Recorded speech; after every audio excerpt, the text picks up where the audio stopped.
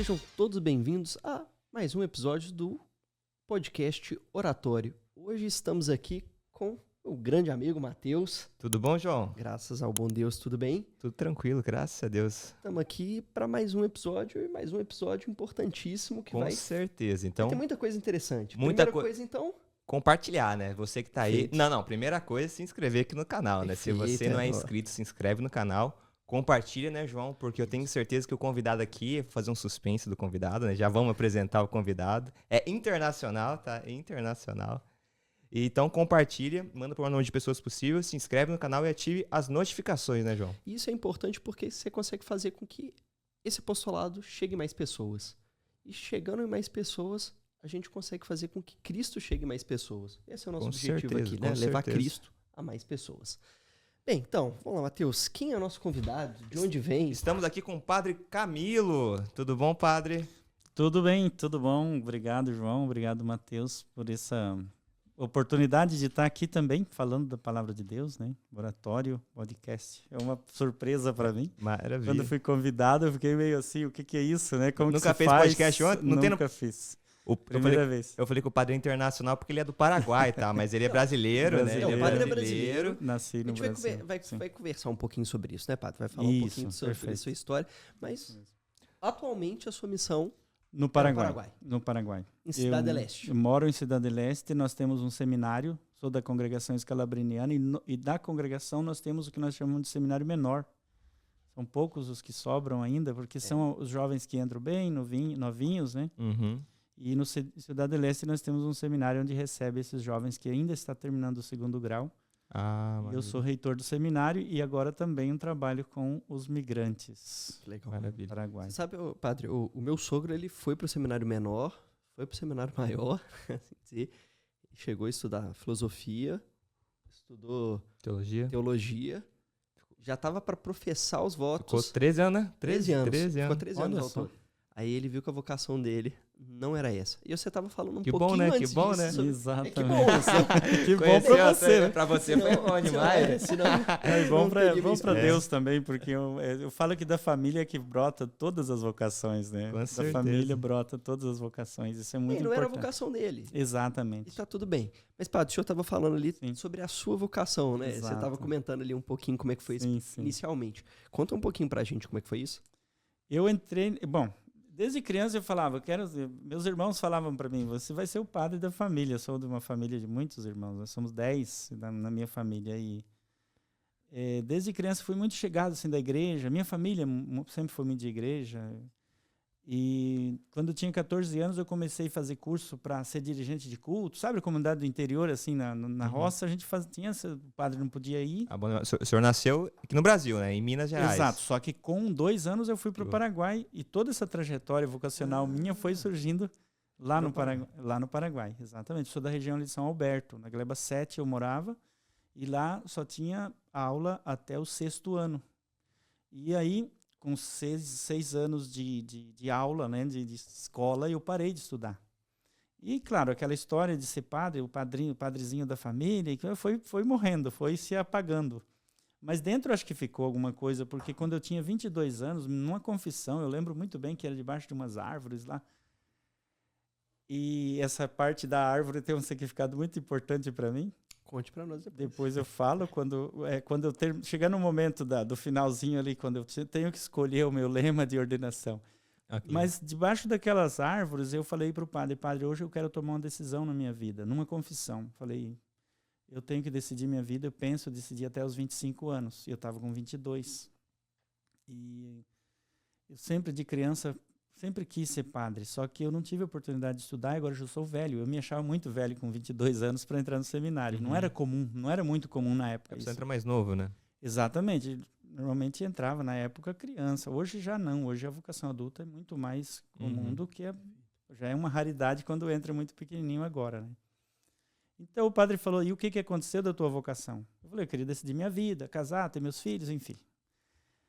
Ele falou, o que aconteceu da tua vocação sacerdotal? Eu falei, não sei, agora eu não vou mais, porque eu sei que para ser padre precisa estudar, precisa ir para um seminário, enfim, fazer todo um processo. E eu já sou velho, não estou por aqui, tá bom assim, tinha feito até o 6º ano só. Ele falou, não, você vai conhecer um seminário e me trouxe. Interessante porque eu sou de uma paróquia da Congregação do Verbo Divino, que eu amo muito.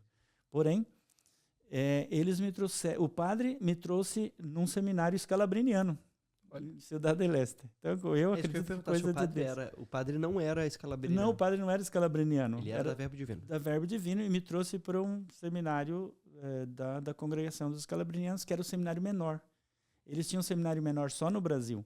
Uhum. E aquela preocupação, será que vai se adaptar no Brasil? Enfim, toda uma coisa que depois, mais tarde, a gente vai vendo o dedo de Deus também ali, porque como eu sou migrante e a minha congregação trabalha com migrante, eu me sinto que uma vocação realmente para a migração. Né? Daí eu entrei no seminário Cidade del Este, fiquei ali 3 anos, terminei os meus estudos, fizemos um estudo acelerado, né?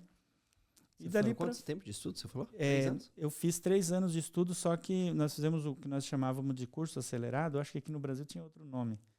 Tipo um supletivo, alguma coisa assim. Cerveja, tipo cerveja. Exatamente, aqui. exatamente. Cerveja. Aí eu fazia até julho, eu fazia um curso, de julho até dezembro o outro. Enfim, em 3 anos eu consegui terminar o 6º ano, que era o 2º grau completo.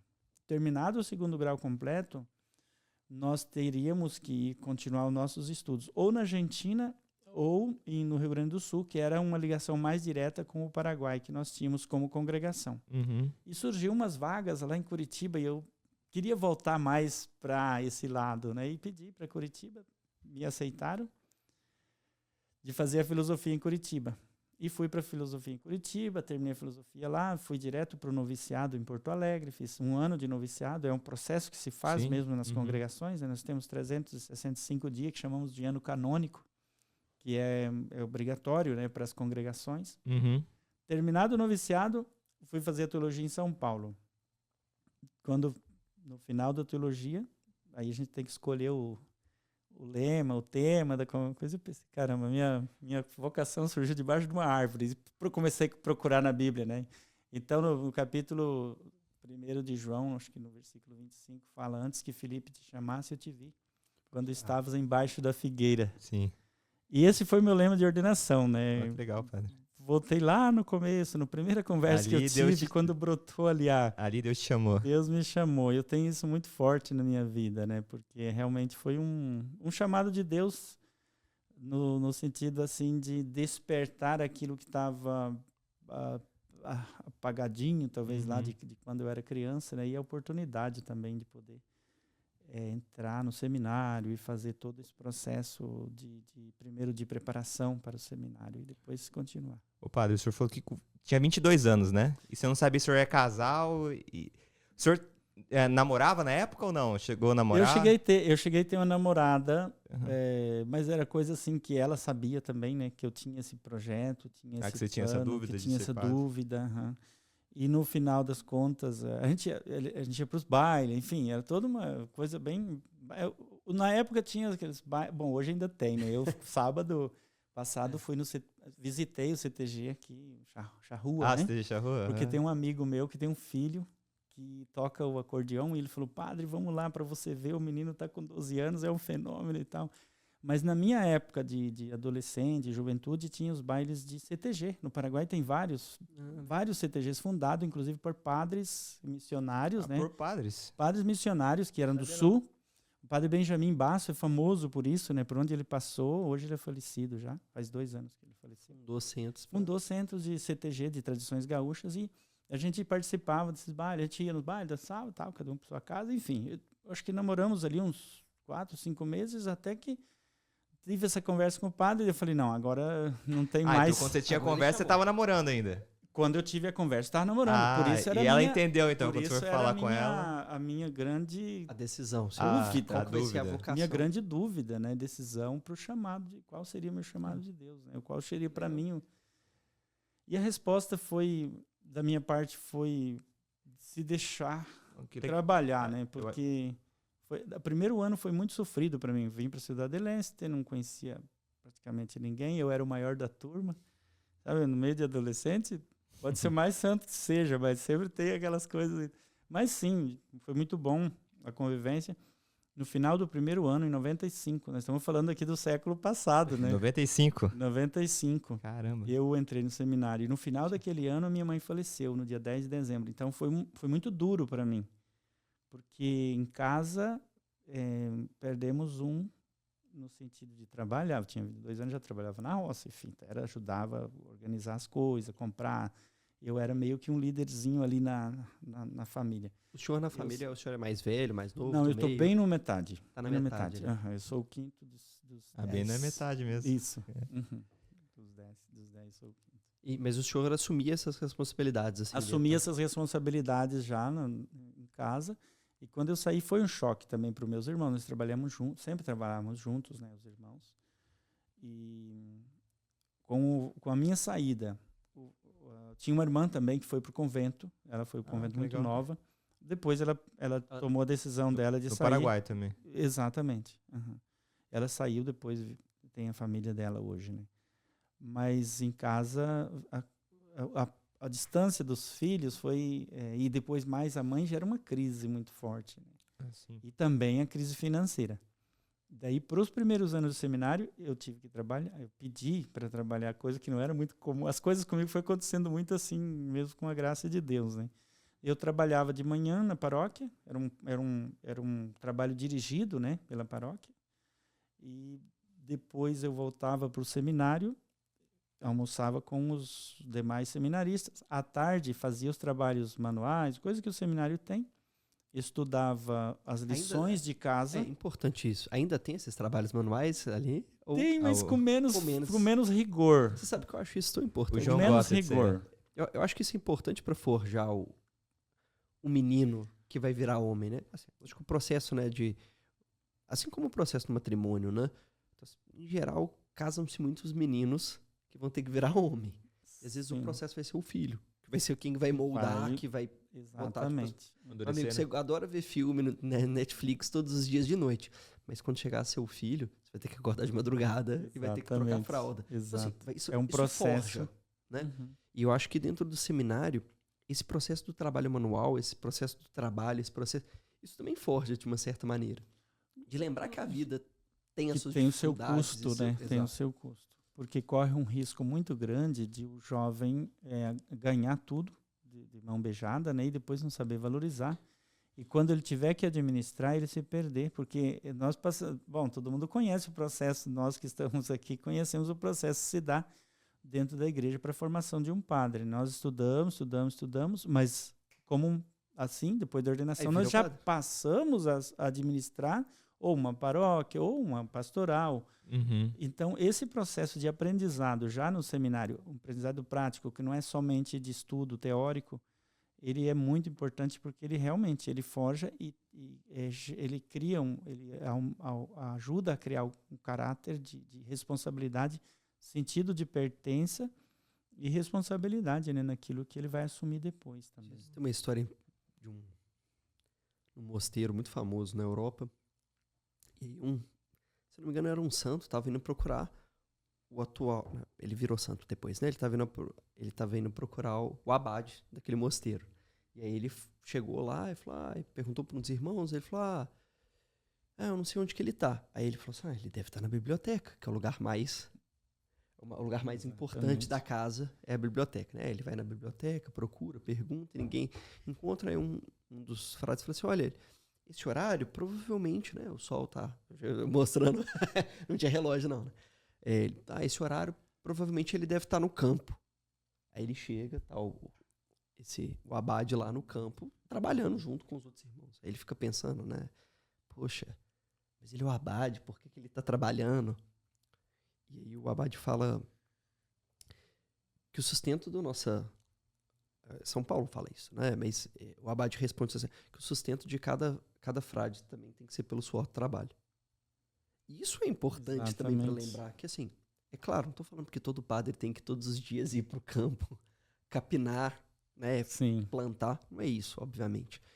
Mas que ele tem que entender que também a paróquia ser recíproca, né? Também vai do esforço dele. Exatamente. Ele não está ali. O padre é o primeiro servidor. Exato. A máxima muito conhecida, né, de São Bento Abade que fundou muitos mosteiros, né? Inclusive São Bento hoje é padroeiro do nosso mosteiro em São Alberto, com o Padre Estevão. Padre Estevão. Ora et labora, ou seja, oração e trabalho, ela tem que estar junto sempre, né? Bom. Não, muito bom, padre. Mas bem, o senhor estava falando aí. O senhor é reitor do seminário, né, padre? Eu sou reitor do seminário. E quantos hoje tem? Hoje nós temos 2 seminaristas. 2 seminaristas. Então, nós temos esperança de ter mais. Esse final de semana nós vamos ter um encontro vocacional, né? O nosso animador vocacional, que é o Padre Rosalino. É paraguaio, conhece bastante das comunidades, né, do Paraguai. Eu até perguntar isso, questão de despertar essa vocação no Paraguai, porque a gente sempre conversa muito aqui, né, João, aqui no Brasil, às vezes não tá tendo tantas vocações, assim. Lá no Paraguai também... Então, no Paraguai eu acredito que em proporção tem mais do que no Brasil. Para a congregação hoje, por exemplo, nós temos... Eu estava fazendo as contas outro dia e cheguei numa conclusão. Olhando os nossos seminários. Nós temos 2 aqui em Ciudad del Este, que são do seminário menor. Temos 2 na filosofia, que já é um processo que depois passa para o noviciado. Temos 2 no noviciado. Temos 2 na teologia. Isso do Paraguai. Eu estou falando dos jovens que foram gestados, digamos assim, a vocação deles no Paraguai. E tivemos 2 ordenações este ano. Uma em fevereiro e outra agora em agosto.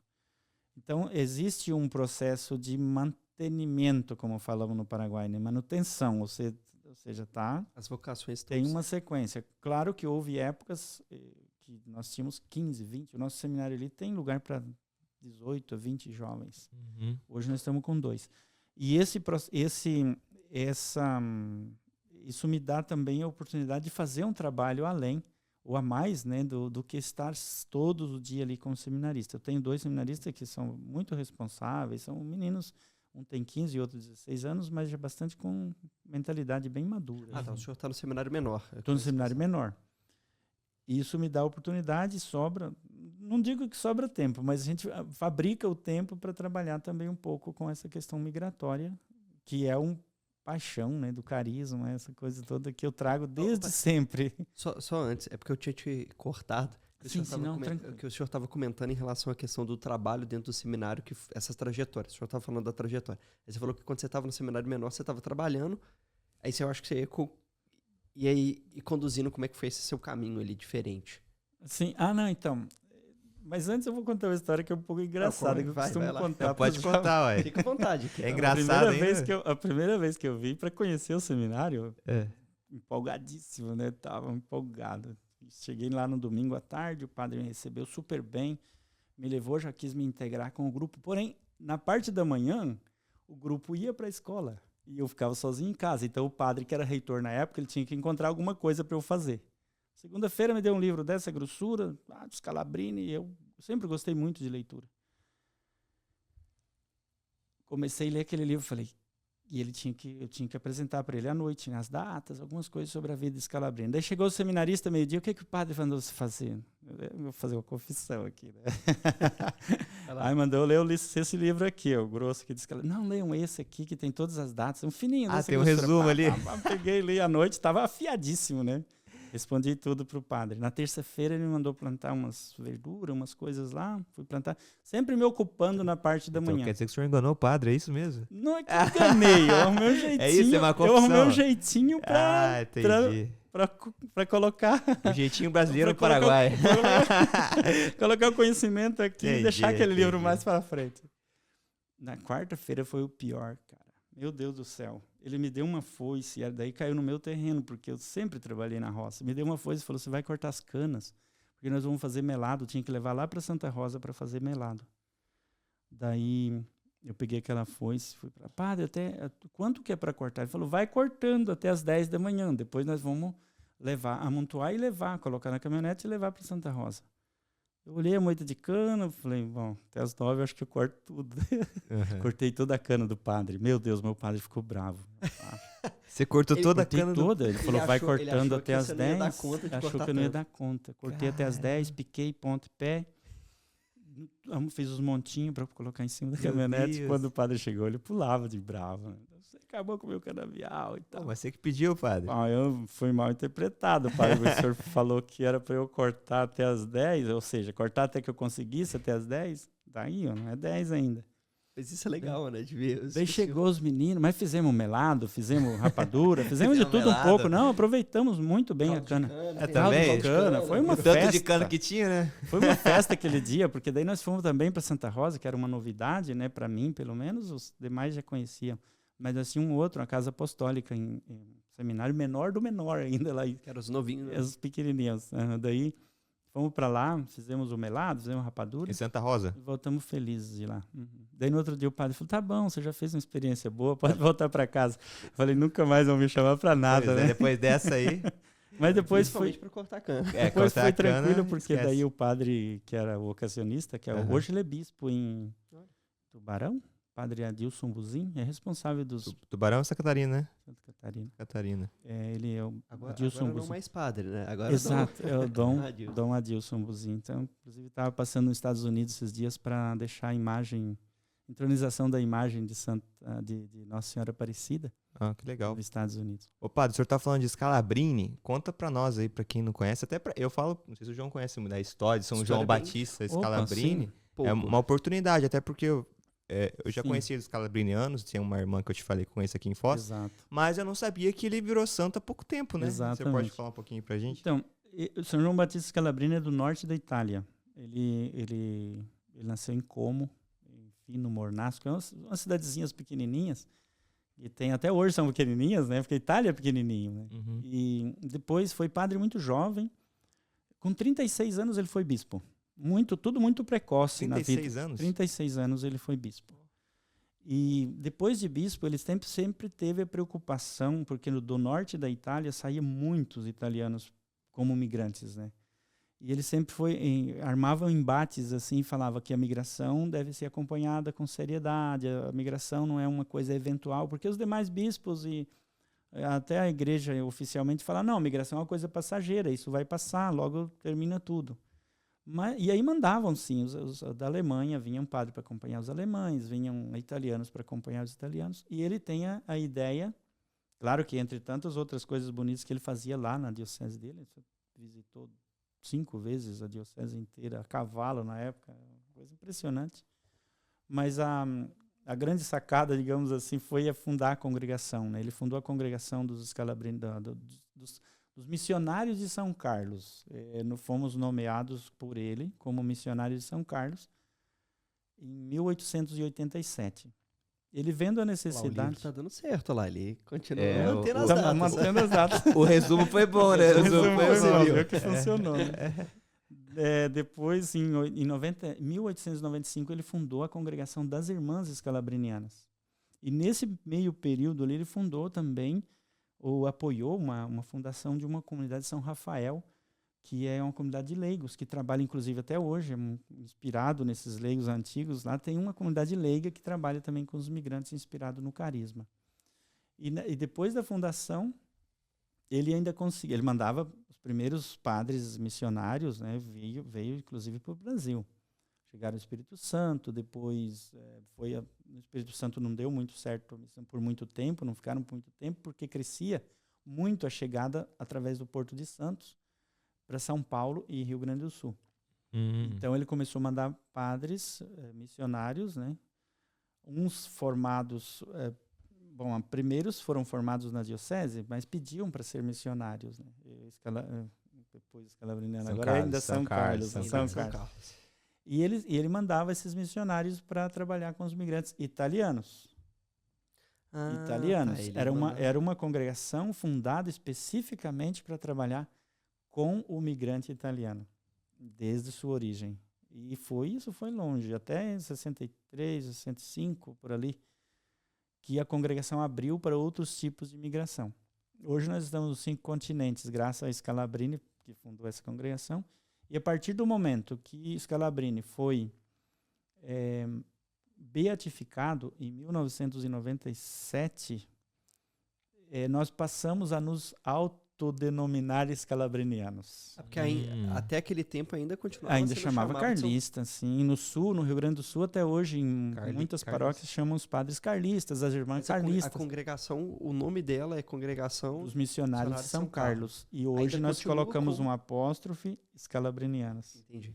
Congregação dos Missionários de São Carlos, escalabrinianos. Mas hoje só fala escalabriniano. Hoje, né? a maioria fala só escalabriniano. A congregação é conhecida mundialmente por... às vezes, sei lá, eu falo da Ordem do Carmo, que eu conheço bem, né? A gente fala Ordem do Carmo e tal. Exato. Só que, na verdade, o nome é Ordem dos Irmãos da Bem-aventurada Virgem do Monte Carmelo. O nome é esse. Exato. Mas ninguém fala do Carmo, melhor, né? Você nunca viu ninguém falando isso. isso. do Carmo, os carmelitas. É, né? o carmelita. Exato. Então, assim, essas ordens, às vezes, elas têm vários outros nomes que a gente não tem. Então, os jesuítas, eles não são os jesuítas. Eles são a ordem dos irmãos da Companhia de Jesus. Companhia de Jesus. Então, tipo, ficou famoso com jesuítas. Mas no fundo, mas é legal. Mas é interessante, as origens, né? Nossas origens, ela tem um fundamento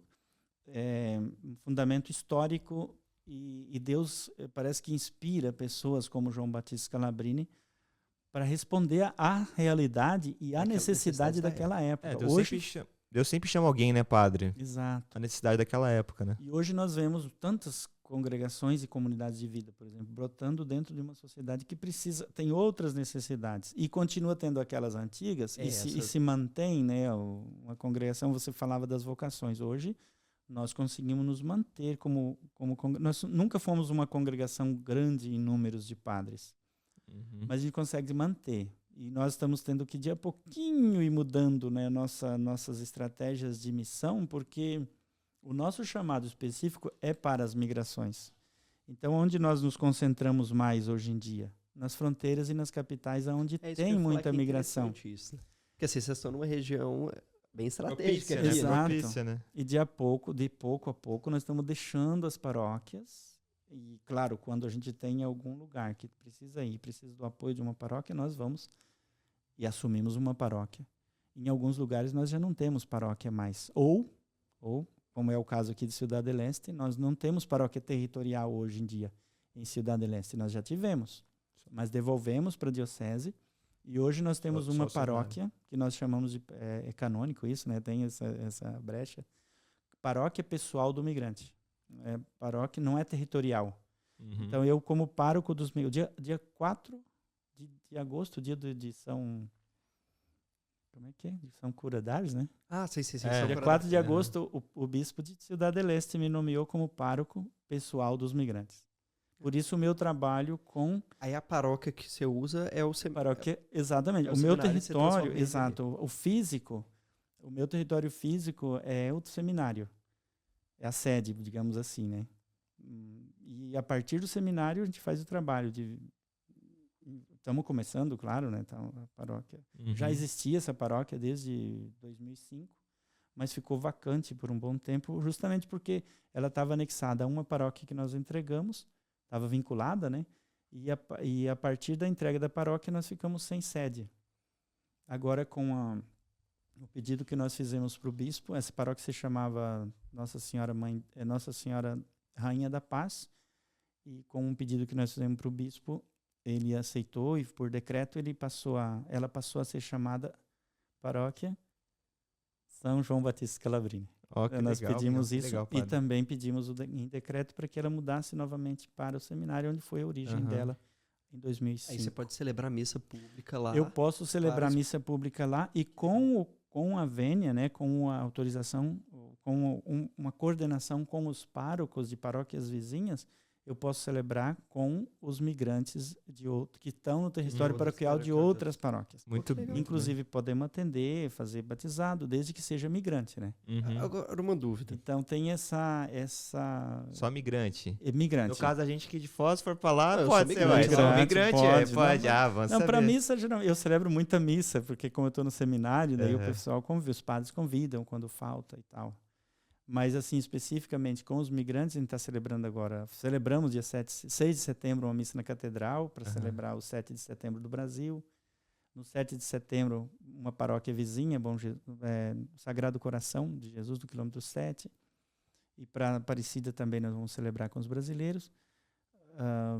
eu trabalho muito com os brasileiros porque hoje é o número maior de imigrantes em Cidade del Este, né? E depois venezuelanos. Né? Estou em contato agora com a comunidade venezuelana também. Nós estamos preparando aproveito fazer propaganda. Né? Fique à vontade. Dia 6 de outubro, nós estamos lançando um CD. Hoje não fala mais CD, é um pendrive, não sei nem como que a gente vai chamar, mas é um musical com 12 músicas, né, gravadas no estúdio, falando de imigração e sobre também João Batista Scalabrini, celebrando os 50 anos de vida no Paraguai, da congregação. Que legal. 50 anos da chegada da congregação. Nós estamos fechando um período, né, da nossa comemoração de 50 anos em 2024, e as irmãs estão começando o período delas, porque elas chegaram, as irmãs scalabrinianas, elas chegaram em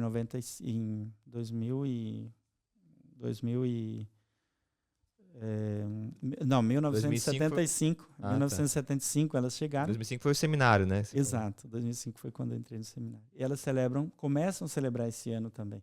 Então, junto com as irmãs, programamos este evento. Né, dia 6 de outubro. 6 de outubro, na paróquia da Área 2, em Cidade del Este, no salão da paróquia. E, Padre, só entender.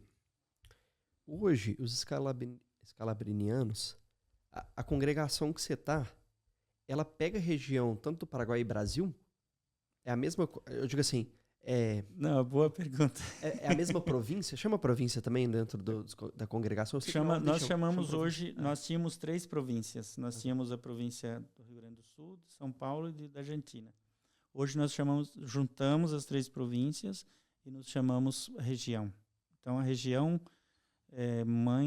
Nossa Senhora Mãe dos Migrantes, que começa lá no Peru e vem descendo. São 7 países. Né? Então vocês têm uma conversa muito melhor com todos os países ali. Exatamente. Só que como paróquia pessoal do migrante, eu tenho autorização, né, e direito de pároco somente na diocese de Ciudad del Este. Porque aí tem que ser solicitado pelo bispo, né? O Exatamente. bispo que faz a autorização. Exatamente. Porque eu gosto dessas coisas canônicas. Mas nós fazemos um trabalho em conjunto. Há pouco tempo nós tivemos reunião dos bispos de fronteiras. Não faz muito tempo. Ontem teve encontro dos padres de fronteira. Então tem esse procedimento. Porque aqui em Foz tem, né, a paróquia, né, que a gente estava conversando. Exatamente. Que é Bom nós Jesus do Imigrante. Paróquia, né? Que é uma paróquia territorial, né, Bom Jesus dos Imigrantes. E aqui ele faz o trabalho também. Porque você pode ir para qualquer lugar da América do Sul aqui, né? De alguma, pelo menos ali da região da América do Sul. É que às vezes quando a província, eu pergunto isso porque houve essa como facilidade de você ir para um lugar e de ir para o outro. E às vezes padres que estão dentro de uma ordem, eles transitam dentro da província, que geralmente é pequena, né? Assim, sei lá, pega 2, 3 estados e igual, né? O senhor estava por isso, em Curitiba, foi para exato. Pra cá. Por isso eu depois de padre, né? Eu contei até aí a história de ser padre. Depois de padre eu trabalhei 2 anos em Brasília, já fui transferido para o sul de Minas. Nós estávamos começando a missão no sul de Minas, o 3º ano da missão eu cheguei, fiquei 6 anos no sul de Minas, trabalhava com os migrantes internos, né? São migrantes de colheita do café, que vinham do norte de Minas, vinham da região norte do Brasil.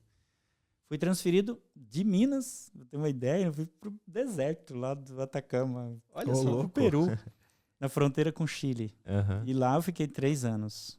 Lá nós fundamos 2 casas de acolhida, uma do lado do Peru, na cidade de Tacna, e outra do lado... Perto de Lima, não? Não, fica longe de Lima. Fica no extremo sul do Chile, ou seja, extremo norte do Chile com o extremo sul do Peru. É uma região, inclusive, muito, muito, muito carente, né? Muito carente, muito seca. Não chove, lá nunca chove. Nunca chove lá. Lá não chove. Tem pessoas lá com 80 anos de idade, nunca viu chuva. Capaz. Nunca viu chuva. É incrível, uma coisa... É uma das hoje, das regiões mais áridas do mundo. Uma das regiões mais áridas. O deserto de Atacama é o deserto mais árido. 80 anos e não vê chuva. Lá que nunca viu chuva, não chove. Lá tem o deserto de sal, não é? Lá, bem perto. O deserto de sal está em Uyuni, que é a fronteira do Chile com a Bolívia. Tá. Eu tive a oportunidade de fazer uma missão de 5 dias lá, quase morri. Coisa de louco, velho. Loucura. Altura. Não sabia disso, não. Altitude, é toda uma coisa de louco. E como é que foi essa experiência, assim, de realmente ser Porque, bem, é uma vocação da congregação, né? Trabalhar com migrante, mas você se torna migrante também. Com certeza. Nós chamamos migrante com os migrantes, né? Eu lembro quando eu fui para o Peru, nós entramos pelo Chile, né? Chegamos à noite lá em Tacna. Em Tacna, não. Nós chegamos em Arica. do lado chileno. E o meu superior foi junto, né? Daí quando amanheceu o dia que eu vi aquele mundo de deserto, que você olhava e não via um pé de árvore, um pé de verde, nada. Dentro da cidade sim, porque rega tudo, né? Tem jardins muito bonitos, inclusive. Mas você olhava para as montanhas, aqui você está acostumado no Paraguai a ver aquelas planícies verdes que desaparecem de vista, né? Daí eu falei, caramba, padre, mas aonde o senhor foi me colocar? Eu fui parar, né? Daí ele falou assim, tá em tempo ainda de desistir. Ele falou, se você quer voltar, nós podemos comprar a tua passagem de volta. Pode voltar comigo. Ele ia voltar 3 dias depois. Eu falei, não, missão dada, missão cumprida. Até o fim, né? Aí nós saímos, isso foi numa sexta, no sábado nós conhecemos um pouco ali da cidade. Depois saímos 300 quilômetros nós fomos visitar o bispo de Iquique. Iquique é já mais um pouco para cima, onde tem um porto. Conhece? Estou fingindo aqui. Ok. Muito bonito, muito bonito. E eu peguei, naquela época ainda usava maquininha, né? Tirar foto. Hoje eu uso muito mais celular. Meu Deus do céu. Arrumei a maquininha, descarreguei tudo no computador, as fotos que tinha para ficar vazia, para ter é verdade, tinha essa bastante memória, né? Abri a janelinha as cortininhas do ônibus, tudo igual. Andava mais 2 horas, abri a janelinha tudo igual. Tô dando em círculo aqui. Tudo amarelo, tudo amarelo. No máximo que a gente via, no meio daquelas montanhas, uns vales que tem um fiapinho de água, que lá eles chamam de rio, mas para nós aqui seria um valezinho, um riachinho. E ali o verde, o verde bonito ali. Mas assim, o deserto é deserto mesmo. Eu guardei a máquina, tirei umas fotos, falei, é tudo igual, não vou tirar mais. Ficou quanto tempo lá, padre? Eu fiquei 3 anos. 3 anos? 3 anos. Eu fiquei 6 meses na parte chilena. E do Chile eu ia 1, 2 vezes por semana, porque a gente estava reformando, né, uma casa para receber os migrantes. E voltava. Mas depois, de a pouquinho, eu fui me assentando lá do lado peruano. Daí ficou um padre do lado peruano e outro do lado chileno. A gente se visitava 1 vez por semana, fazia comunidade. E depois cada um voltava para o seu lado. Mais questão administrativa, né? Foi literalmente um deserto espiritual ali. Deserto espiritual. 3 anos praticamente sozinho, não, porque eu tive uma relação assim uma relação social, eclesial muito boa com os padres diocesanos e com o meu companheiro de missão lá, né? Mesmo estando distante, a gente se falava todos os dias praticamente, por telefone, sempre tinha um jeito. Partilhava muito a missão, porque a gente estava começando tudo, né? E hoje a casa lá tem espaço para receber 60, 70 migrantes para dormir, para se alimentar. Podemos dizer que isso te ajudou a crescer espiritualmente também, padre? Mateus, eu digo não só espiritualmente, mas como pessoa humana, sabe? Assim, tudo. Claro, o espiritual ele abrange tudo, claro, né? Mas como pessoa, ver a situação do outro, ver a situação do migrante, ver a situação do povo peruano também é diferente, né? Diferente. Tem outro sobre água, né? Tipo assim, você não pode, acho que tem uns negócios que você não pode negar água pro... Não, tem tudo. Negar água? Se a pessoa bate na sua casa, eles têm um negócio de acolhida muito maior. Eles são muito acolhedores. Muito peruano, um povo maravilhoso. Ele vai fazer uma viagem e não se preparou. Se ele tá perdido no meio do deserto, ele tá no negócio... Cara, ele não tem água, ele não vai sobreviver. Exatamente. Você não é igual aqui, que sei lá, você tá perdido qualquer lugar, no meio da mata, tem água. Corta um cipó e já sai água. Outra realidade, né? Sim. Agora eu voltei lá no dia 30 de agosto, dia 25, 26, 27, até o dia 30 para celebrar Santa Rosa, porque a nossa comunidade lá era Santa Rosa. Santa Rosa é a padroeira do Peru, é a primeira santa da América Latina, né? E ela é peruana. É Santa Rosa mesmo. E eu voltei na minha capela, na minha comunidade lá, da Casa de Acolhida, me convidaram para celebrar o tríduo da festa. Meu Deus do céu, foi uma emoção total. Foi emocionada. Né? E justo no dia 28, celebra o Dia da Bandeira, porque é o dia que o Peru se libertou do Chile, aquelas guerras que teve aqui do Paraguai também, mas se libertou do domínio do Chile. E eles celebram isso com uma glória tão grande porque as mulheres defenderam todo o tempo a bandeira. Então eles colocam uma bandeira enorme na rua e as mulheres levam. Isso reúne toda a cidade e vai para lá. É incrível, uma emoção assim, muito grande. E como que é a questão da fé lá, padre? Eles são muito católicos? Muito forte. Eles têm... Eu acho engraçado que lá tem muitas paróquias e poucas capelas. Aqui nós temos uma paróquia com 5, 6, 10, até mais para o interior, até mais capelas. Sim. Lá tem a paróquia. Aqui você anda 5 quadras, tem outra paróquia. Todas elas têm catequese, tem crisma, tem tudo. Tem grupo de jovens. Então, bastante. Tem bastante tem um padre, padre então, né? para cada paróquia. É uma dificuldade padre lá, porque é uma diocese que não produz muitas vocações. Aí tem toda uma tema cultural herdada, né, dos antepassados, que o filho tem que cuidar do pai, enfim, tem toda uma história que não vem muito ao caso, mas vem padres da Colômbia, tem um padre do Paraguai lá, agora, ajudando na diocese. Vem padre do México, de vários lugares, mas todas as paróquias têm o seu pároco e enche. Não é que o padre fica de boa lá assim, vou para a paróquia que não tem capela, vou ficar tranquilo, não.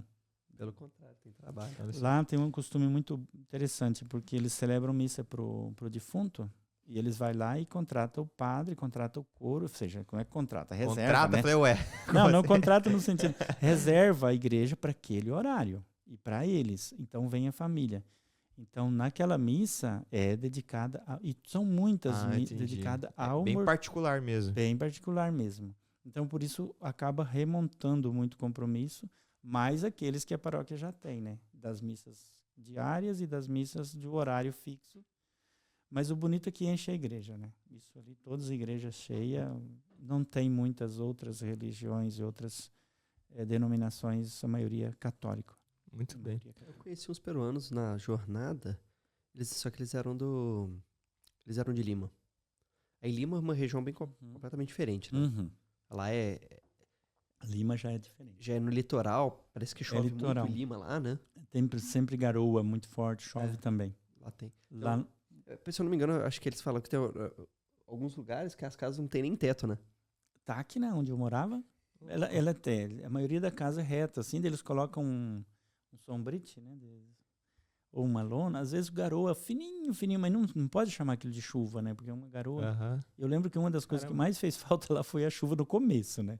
Depois, quando eu me acostumei, eu vinha voltar para o Brasil, quando chovia, eu pisar no barro, ter que andar com a capa, ou andar com guarda-chuva. A gente fica aqui que nem imagina a realidade de outros lugares, né? Eu prefiro o deserto. Esse mundo é muito grande. Mas eu lembro quando eu cheguei, deu aquela dessas garoinhas, né? E passou um pouquinho, acho que toda a cidade deve ter chovido lá uns 2 milímetros. E daí todo mundo... 2 milímetros. O pessoal, choveu em Arica. E eu esperando, né, a chuva. Eu falei, deve ter chovido lá pro centro, para outros lados, mas aqui em casa não choveu, né? E depois eles falaram, não, a chuva de Arica é essa. Ai, meu Deus do céu, onde eu vou ver chuva, né? Então lá eles não têm costume de tomar banho todo dia, assim, não é uma... Por incrível que pareça, é muito farturenta a água lá. Só que é uma água, ela é um pouco salobra, assim. Você vai tomar banho, ela não dá espuma o sabão. É meio ruim, eu achava meio estranho isso. Mas senão o povo é muito dedicado à água também. E falava da costa, né, do litoral, é uma cidade, são 2 cidades litorâneas. Arica é litoral. O mar é lindo, é um mar Pacífico, só que a água é gelada. E Itaquina, onde eu morava, fica até 70 quilômetros da praia, do litoral. Muito bem. No verão vai muito, eles fecham tudo, praticamente toda a cidade vão para a praia, mas é aquela água lá, para quem já tomou banho em alguma praia do Brasil, fala, não, isso aqui não dá para entrar, não, é muito gelado. Não dá, né? Mas eles aproveitam bastante. Padre, mudando um pouco de assunto, o senhor também trabalha com estudantes, né, no Paraguai também. Como que é trabalhar com jovens aí no Paraguai? Como que é a realidade? Então, nós temos 2 realidades de jovens no Paraguai. Uma é aqueles que são migrantes descendentes, né, de migrantes, que são aqueles que estão lá por Santa Rita, Santa Rosa, Laranjal. Nós temos um trabalho muito bonito, um trabalho sem querer méritos, mas um modelo assim através dos encontros, né? Nós temos encontros, retiros, né? Do Humilitas, que é um retiro para adolescentes. Como é o nome? Humilitas. Que é o nosso lema, né? Isso importa como significado. Isso. O significado de Humilitas? Humildade, humus, né? Humildade. Legal. É um retiro que eles vão ficam... Exatamente, eles vão para lá sexta e saem no domingo. Isso reúne muitos jovens. Para jovens de 13 a 17 anos. Não dá mais para mim. Nós temos o Betânia, que é parecido com o Tabor aqui de Foz. Inclusive foi meio que uma fusão, né, ali do Tabor, fez uma adaptação. Nós chamamos de Betânia, que vai também da sexta até ao domingo. Esses são os jovens que nós acompanhamos, que vai muito paraguaios também, mas a maioria ainda é netos, filhos de imigrantes brasileiros que moram para aquelas regiões ali. Agora, o trabalho que nós estamos começando agora, na verdade, assim, eu acompanho o grupo do GOL. Não sei se vocês já viram falar do GOL. GOL é grupo de... Oração Universitária. Exatamente, grupo de oração universitários. E lá tem o GOL Ruá, que está ligado com a Renovação Carismática de Foz. E eles têm uma belíssima organização, né? São muitos jovens. Tem essa iniciativa na Universidade UPE, que é ali do quilômetro 7. Eles têm um salão reservado para toda quarta-feira, eles rezam o terço do meio-dia, e à noite eles rezam de novo o terço, mas aí online. E uma vez ou outra eu vou celebrar com eles. Agora, ultimamente, eu tenho ido uma vez por mês. Mas a ideia do trabalho com os estudantes de medicina é um pouco esse, né? Por quê? Porque são migrantes, são brasileiros a maioria, 95% ou até mais. Acho que até mais, põe 99,8 aí. Tranquilamente. 99,8 e é uma preocupação muito grande, João e Matheus, e quem nos ouve também, né? Porque tem muitos jovens que vêm... Eu atendi confissão num retiro que eles prepararam, e eu fiz questão daqueles tempinho ali que eu atendi confissão, não tinha todo o tempo, mas eu atendi aqueles que eu pude, atendi mais de 20 jovens. Daqueles 20 e poucos jovens, 9 lugares diferentes do Brasil. Poxa. Então, é uma realidade muito desafiadora. Até questão cultural, né? Questão cultural. Mas a maioria lá de cima, lá no a maioria do norte, nordeste, mas tem muito do Rio Grande do Sul, do Paraná, de Santa Catarina também. Mas a maioria, sim. A maioria vem do norte e nordeste do Brasil. Eu fiz uma palestra no retiro lá uma vez para eles.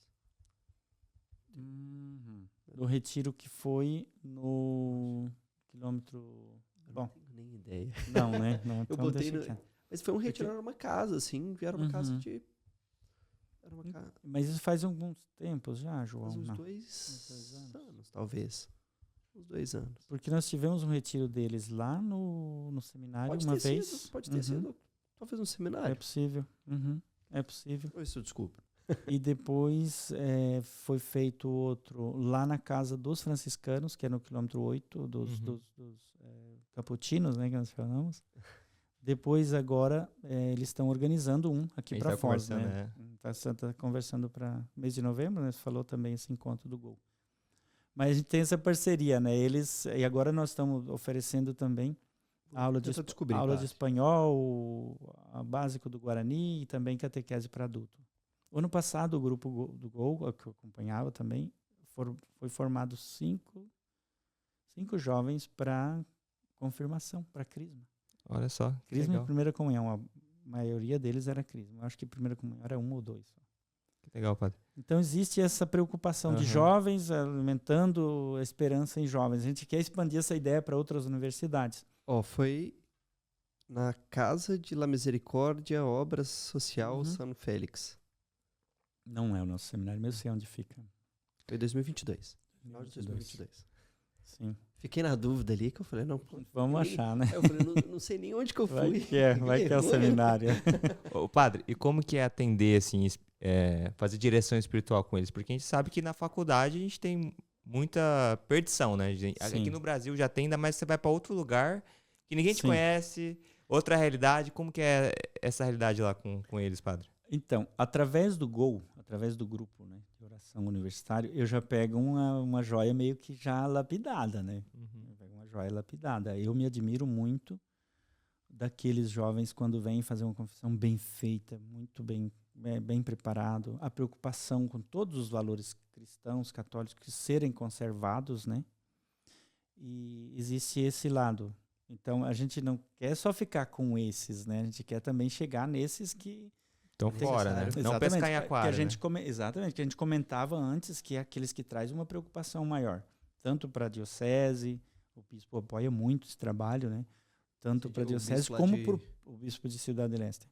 Tanto para a diocese como também para os jovens do GOL. É uma preocupação trazer aqueles que estão em depressão, aqueles que estão com um problema seríssimo de tristeza profunda, existe, infelizmente, né, uma realidade de um índice de suicídio bastante alto entre os estudantes a nível de Paraguai, não só de Ciudad del Este. Não, medicina tem um índice de... Sim, então é uma coisa que é uma preocupação que corta o coração, né, que a gente está, inclusive a gente está tentando expandir um pouco mais a iniciativa do GO em outras universidades também, para que através do GO e no próprio grupo tem testemunhos lindos, né, que saíram, né, de uma situação assim difícil e hoje está ajudando a dirigir o grupo. Né? Então, é a nossa esperança, né, a nossa esperança de poder ser uma gota d'água no mar tão grande. Sim, uma gota d'água no deserto no deserto de Atacama. De Atacama,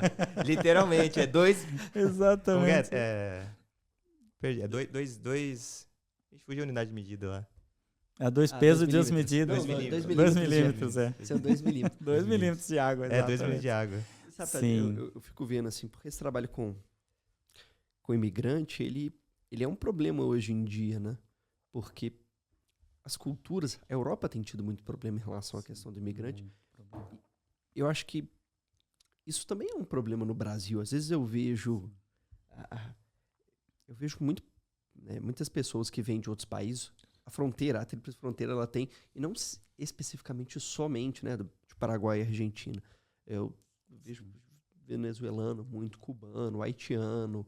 A gente tem a universidade aqui, né, a Universidade do Brasil, que é a UNILA, que ela recebe, então assim, 50% das vagas são destinadas para pessoas ali. E às vezes eu fico vendo que nós, digo eu, né, não vou botar nós, não, eu enquanto católico, algumas paróquias, às vezes a gente não consegue acolher essas pessoas. E é uma realidade que está presente, né? Assim, realmente isso está presente em tantos momentos, assim, de entender um pouco da cultura, de entender um pouco deles e falar, poxa, vamos lá na igreja, sabe? Aquela mesma igreja católica que você estava indo lá na sua cidade, lá no Haiti. É o mesmo evangelho, é a mesma Cristo, palavra, é o mesmo Cristo, vamos né? lá. Exato. E às vezes falta de convidar a isso. Sim. Hoje, quando eu estava vindo de moto, eu reconheci um venezuelano que passou pelo seminário faz 3 anos e eles não têm uma denominação assim católica, mas ele é migrante. Então, o nosso objetivo de missão, digamos assim, como congregação é um pouco... A irmã Terezinha, que trabalha aqui em Foz, tem um pouco isso, né? Ela não pergunta que religião é, mas tem muitos católicos que estão aí e às vezes está esperando um convite para ir na igreja, para ir na celebração, precisa saber o horário, Eu estou falando muito isso nas missas que eu celebro em Ciudad del Este, em relação, claro, ao lado de lá, né? Você tem migrante perto da tua casa? Pergunto para as crianças da catequese. E todo mundo levanta a mão, depois que a gente explica bem o que é o migrante, né? E a maioria deles são vizinhos de brasileiros que estão estudando. Eu falei, você já convidou ele para vir para a igreja? Você perguntou se ele é católico? Você deu uma oportunidade para ele? No dia 7 de setembro, que eu celebrei na paróquia do Sagrado Coração, aqui do quilômetro 7, eu falava a mesma coisa. Falava, é uma missão de cada um de nós, eu vou dar isso de tarefa, eu falava para eles, né? Eu vou dar de tarefa para vocês.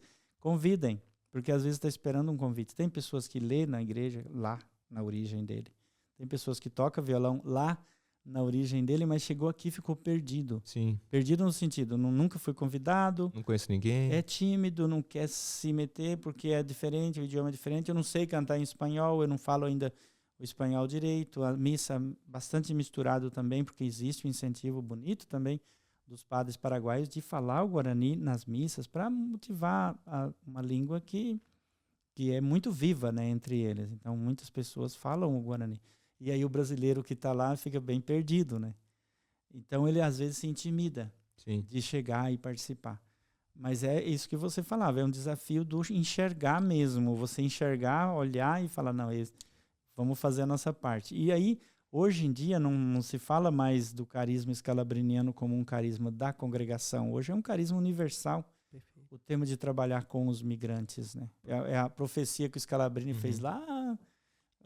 mais de 100 anos atrás, hoje se cumpre, né? De que o migrante Quando fala de imigrante, rola também muito preconceito também, muito né, preconceito, padre? Matheus, com certeza, porque falar o haitiano, já parece que já tem uma pintura dele assim. Sim, né? já imagina já. Exatamente. O venezuelano é assim. Exato. Boliviano. O boliviano é assim. E existe aquela coisa de falar, não, eles só querem se aproveitar. Existe. Claro que o migrante não é santo, né? Ninguém beatificou migrante aqui. mas existe uma necessidade, né, de ver no migrante o Cristo peregrino, aquele que caminhava lá no deserto, e nós falávamos da água, né? Pois é. Chega um pouquinho, a noite está chegando, o caminho é longo, vamos tomar vamos partir um pãozinho aqui para depois continuar, aquilo que aconteceu com os discípulos de Emaús, né? Sim, ia falar, né? Já é tarde, a noite exato, já vem. Já é tarde, a noite já vem, vamos chegar, né? Enfim. A gente não faz, às vezes, por preconceito, às vezes por medo. Enfim, imagino que você deve ter uma dificuldade de colocar isso na cabeça das pessoas, né? Exato, que nem todo cortar esse preconceito, né? Isso. E, claro que não são santos, mas também não são para ficar correndo deles, né? Eu falava que eu encontrei no semáforo, 3 anos depois, eu encontrei no semáforo o mesmo imigrante que ajudamos há 3 anos atrás. Então, ou seja, na vida dele não houve um progresso financeiro, não houve, pelo jeito, né? Porque eu vi ele ali, ele não me reconheceu porque eu estava de capacete, mas não houve um progresso financeiro. Mas ele já consegue se adaptar aqui, no lugar que ele está, pelo jeito, porque para ficar 3 anos no lugar, ele já está sentado, pelo menos, em alguma parte, alguém soube acolhê-lo, né? Mas quando vocês acolhem um imigrante, o foco de vocês é só nessa questão mais... só a vivência dele no país ou também questão da religião também? Nós, quando nós descobrimos, né, que ele é católico, a gente dá um incentivo grande para que ele possa entrar nas comunidades que mais são próximas. Mas como eu falava antes, né, a gente ajuda o migrante não porque ele é católico ou porque ele é... O nosso carisma incentiva a ajudar o migrante, né? Depois vem a parte espiritual, claro que nas nossas casas de acolhida tem a nossa identidade, né? Tem a identidade católica ali, eles sabem que são católicos, a gente oferece a oportunidade para ir na missa, oferece momentos de espiritualidade, momentos da refeição, as nossas orações. E por curiosidade, já teve um imigrante que o senhor acolheu e acabou virando sacote ou entrou no seminário? Em algum momento aí, Pois é, migrante que virou sacerdote, não. Mas, que eu lembre pelo menos, não. Mas que fez o caminho para o seminário, sim. Há pouco tempo nós tivemos um jovem que... Agora ele saiu do... Eu falo que ele fez o caminho porque ele saiu. 2. Um era um equatoriano que conheceu a congregação e se namorou, né? Ficou apaixonado pelo carisma e primeiro entrou como um voluntário de casas de acolhida, depois ele quis entrar no seminário, fez um processo até chegar bem adiantado, até na teologia, ele chegou a fazer 1 ano e depois saiu. Pediu para sair porque viu que não era a vocação dele. E um outro boliviano também que ficou de voluntário na casa na Bolívia, e aí eu intermediei porque eles queriam ver se mandava aqui para o Paraguai, porque na Bolívia nós não temos casa de seminário. Aí intermediei para que ele viesse, em vez de vir para o Paraguai estudar, porque ele já estava preparado para ir para a filosofia, ele já foi diretamente para Curitiba. Também faz pouco tempo que ele decidiu de não estar mais na congregação e nem na vida sacerdotal, né? Mas existe esse lado bonito até mesmo de conversões, né? De pessoas que nunca foram de igreja e depois conheceram esse trabalho, porque tem um lado muito social, acho que nessa linha se perguntava, né? Tem um lado muito social de ajuda com passagem, ajuda com alimento, ajuda com moradia, mas também tem esse lado espiritual que é muito importante e precisa ser contemplado, né? Sabe, quando você estava falando, me veio na cabeça também a ideia, né, que São Paulo fala sobre a questão de cada um de nós ser estrangeiro também. Você vê, no fundo, cada um de nós é um estrangeiro aqui também, sabe? Assim, e no fundo, independente, né, de onde cada um de nós está no momento atual, né? Sei lá, tô no Brasil, tô no Paraguai, tô nos Estados Unidos, tô na Itália. A gente vai ser um estrangeiro e, no fundo, cada uma daquelas pessoas que estão ali, que são católicas, né? Elas são nossos irmãos. E a gente ter esse reconhecimento, né, de entender que, poxa, aquele católico batizado, ele é meu irmão em Cristo, ele é meu irmão na igreja, ele é meu irmão, né? E mesmo aquele que não é, né, não tem uma religião específica, ele também é meu irmão. Porque ele também é criatura de Deus. De Deus. Ele foi criado por Deus, ele foi desejado por Deus. E às vezes vai ser o nosso pequeno gesto de acolhida, nosso pequeno gesto de amor, nosso pequeno gesto... Os 2 milímetros de água. Os 2 milímetros de água. Isso que vai fazer toda a diferença. Exato, que vai fazer diferença. Eu acho que é um pouco da vocação de vocês. Exatamente. Isso. Então, tem uma frase que Scalabrini usava muito. Eu não sei se ele copiou de algum santo, né, ou de São Paulo mesmo. Ele falava que todos nós somos migrantes neste mundo em busca de uma pátria que não é terrena, né? Que é o céu. Que é a pátria celeste, que é a pátria celeste. Filipenses 3:20 exatamente, fala que é a pátria eterna. Então, existe esse lado, né, dessa migração que não é um tempo. E quando o temporal nosso, né, o nosso cronos, que seja bem aproveitado em todos os sentidos, mesmo que não seja o católico, como nós dizíamos, né, mas é uma pessoa humana, né, é uma pessoa que vamos dizer, do samaritano, né? Samaritano. É um samaritano que está precisando, nesse momento, está precisando de ajuda. Sim. Tem dignidade também. Uma coisa muito bonita. Exatamente, uma pessoa digna. Uma coisa bonita que eu vi há poucos dias. Tem um migrante que é vizinho, um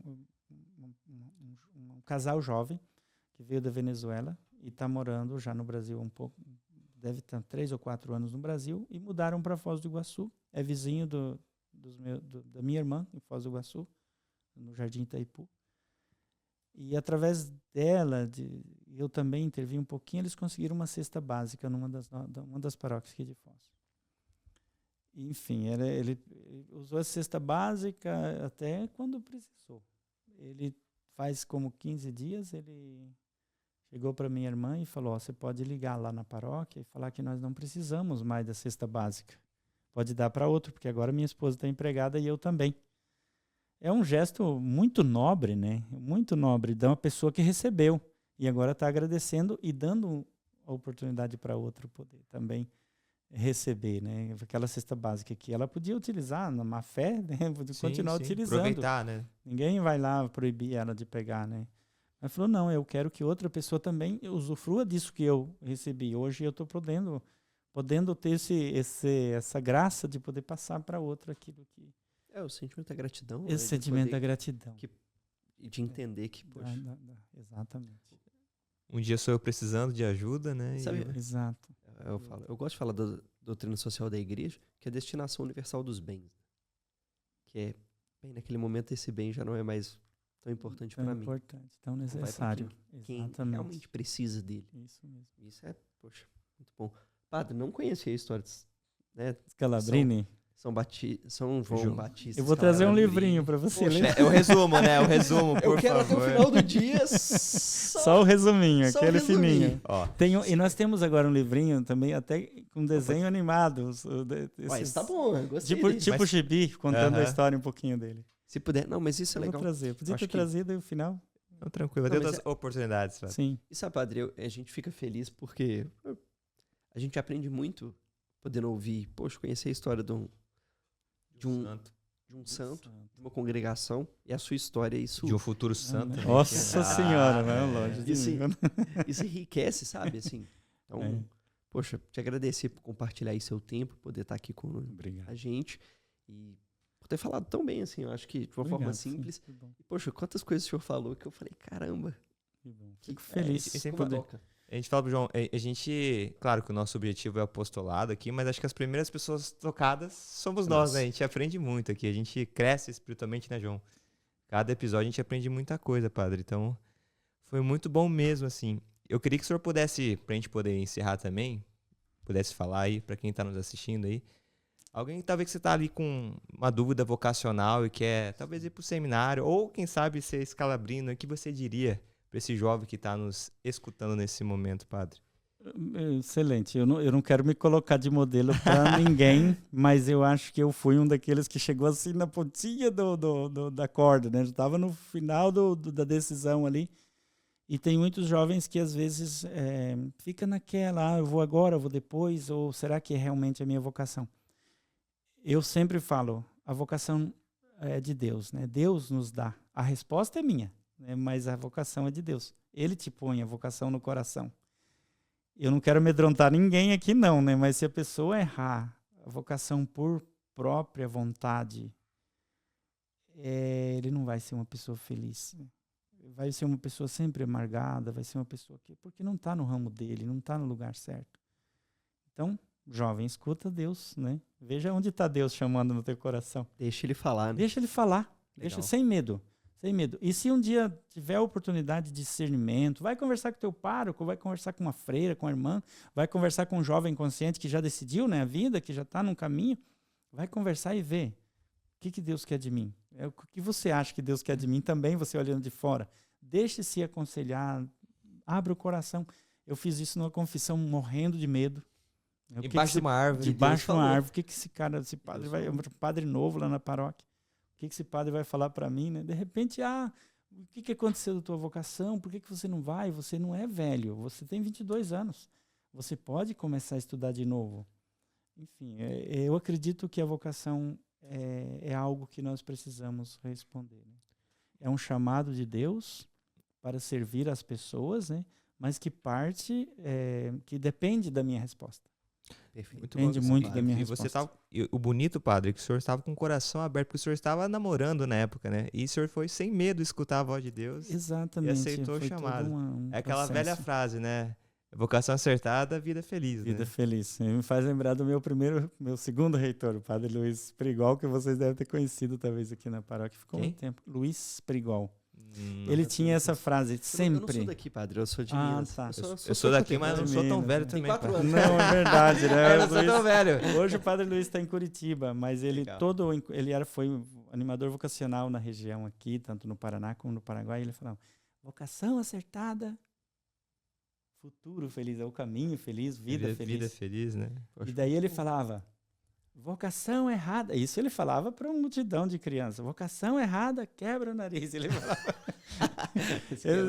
Muito esse quebra eu não tinha escutado, mas foi legal. Ele falava porque como ele dava palestra nas escolas, né? para chamar a atenção, né? Sim. Quebra ali uma expectativa. Nunca esquece isso. Padre, então, mas muito obrigado. Se o senhor pudesse fazer uma oração para quem está escutando. Primeiro eu quero também agradecer e parabenizar, né, essa iniciativa de vocês. Eu não sei desde quando vocês fazem. Poxa, vai fazer um ano e... Um ano e... É apóstolo João, eu né? tive Um ano e meio. Eu confesso para vocês que a primeira vez que eu vi você, talvez até tenha visto antes, mas a primeira vez que eu vi você, quando eu vi o Padre Estevão, o que esse cara tá fazendo? Vou olhar. Daí comecei, gostei muito. Falei, quem sabe um dia eu vou lá, né? Que grata surpresa que E de repente... No Paraguai não tem, padre, podcast? Que eu tenha visto, não. Não? Sabe o que a gente pode fazer? Primeiro podcast do Paraguai. Vou dar trabalho aí pra vocês, vamos dublar aí. Ter que dublar eles em espanhol também ali. E daí, de repente, chega o convite, né? Paulo está escutando? Muito Paulo, agradecido, pra você, Paulo. Né? Passar pro lado de lá. Mas isso é importante, padre, a gente ficar. Porque isso é um apostolado e a gente quer colocar. Sim, muito bom. Essa iniciativa hoje é... Se o senhor puder, depois a gente vai fazer um QR Code.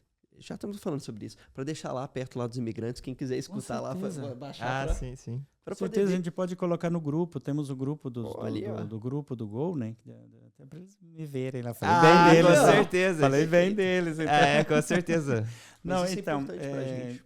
Sim, eu acho muito interessante essa parte, da parte virtual e chegar nas pessoas através desse meio. Durante a pandemia foi o que me ajudou muito, manter vivo o meu sacerdócio.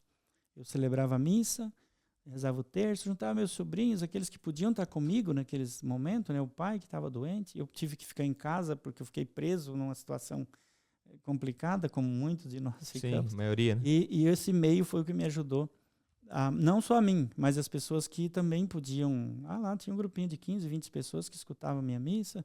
Eu me sentia como se estivesse numa catedral, né? Porque, imagina, num quartinho lá, ainda adaptado, ainda fazia com o lado contrário do coisa, eu fazia o nome do pai com a mão esquerda, porque fica o contrário, né? Enfim, toda uma coisa que totalmente fundo de quintal, assim, bem amachado mesmo. Uhum. Mas foi o que salvou, assim, que ajudou, né, a alimentar, não digo salvou, mas ajudou a alimentar a fé de muitas pessoas e, mais do que tudo, a minha, né? Então, eu parabenizo vocês por essa iniciativa. Estamos tendo um santo que é da internet, né? Pois é, Carlos exatamente. Acutis, né? Que maravilha, né? Hoje alimentando esse...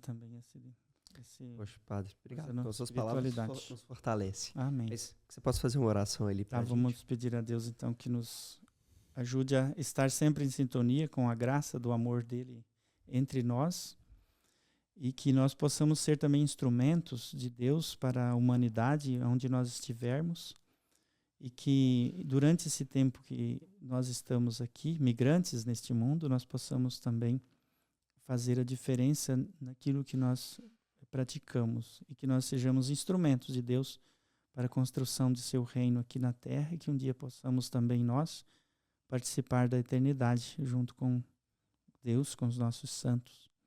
Vamos rezar agradecidos a Maria, que ela também nos conserve no amor de Cristo. Ave Maria, cheia de graça, o Senhor é convosco.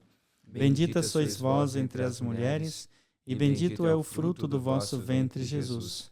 Santa Maria, Mãe de Deus, rogai por nós, pecadores, agora e na hora de nossa morte. Amém. Nossa Senhora Aparecida, rogai por nós. São João Batista Scalabrini, rogai por nós. O Senhor esteja convosco, está no meio de nós. Que pela intercessão de nossa Mãe Maria, o Deus Todo-Poderoso vos abençoe e vos guarde, Ele que é Pai, Filho e Espírito Santo.